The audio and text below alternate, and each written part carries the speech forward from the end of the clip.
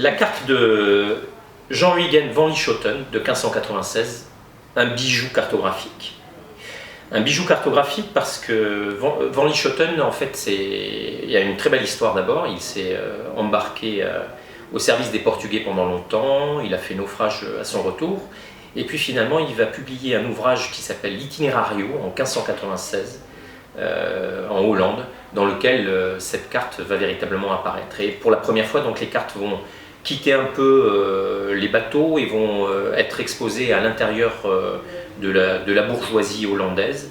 Et on a sur cette carte-là en fait la connaissance des Portugais et des Hollandais sur cette fin du XVIe siècle et début du XVIe, avec un certain nombre d'indications, et La Réunion qui apparaît à cette époque sous le nom de Santa Polonia, à l'intérieur d'un archipel qui sera nommé un peu plus tard l'archipel des Mascareignes.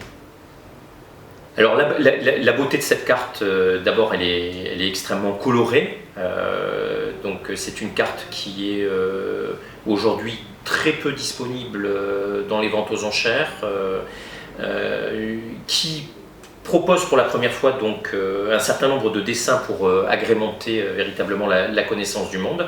On a quelques poissons, quelques monstres marins qui attaquent des navires. La présence du royaume du prêtre Jean, qui est un royaume mythique que en fait, l'Occident chrétien va situer pendant très longtemps, soit en Afrique, soit en Asie, qui est la dessinée. Les côtes qui sont très précisément connues des Portugais est nommée, alors que l'intérieur des terres à Madagascar comme à l'intérieur de l'Afrique, peu connues, donne lieu à beaucoup de représentations imaginaires.